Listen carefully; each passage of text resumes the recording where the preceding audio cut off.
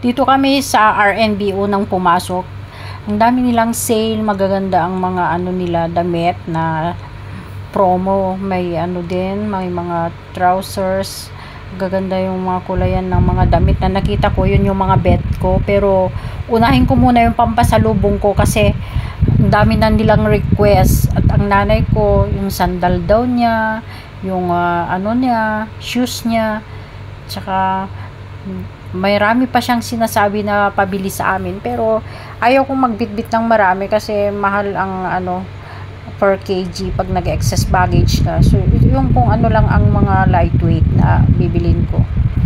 And syempre at least mayroon akong ipasalubong sa kanila dahil yun ang mga request.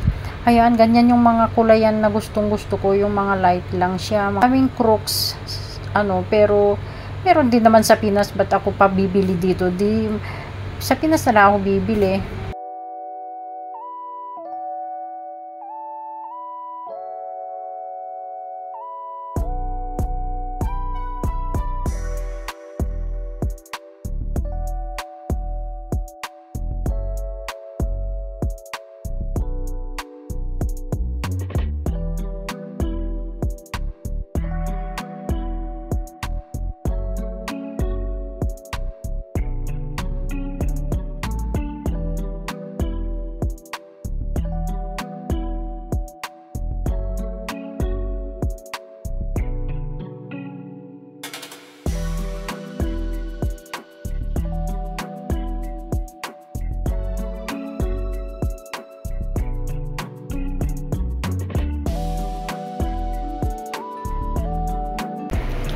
We are here in Junior's Asian Dinner.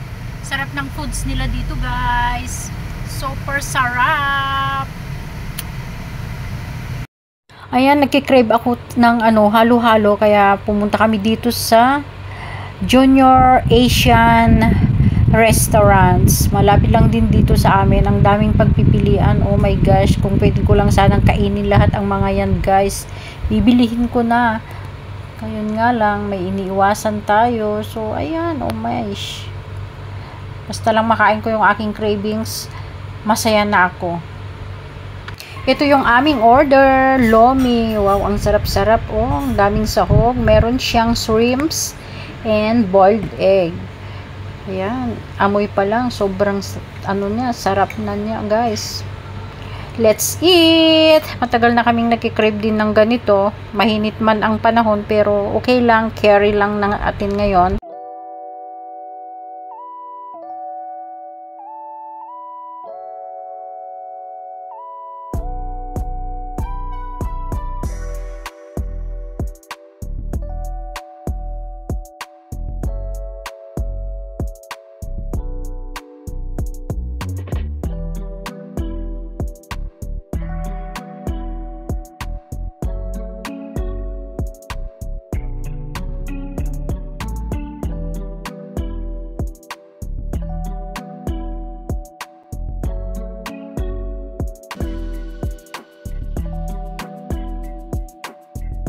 Ayan guys, nakabili na kami ng pasalubong sa mga Junakis. And eto na yung aming luggage.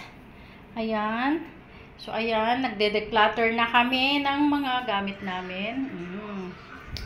Because I will not around. So ayan guys, naka-ready na. This is my luggage. Malungkot yung aking muning-muning. You wanna come with me?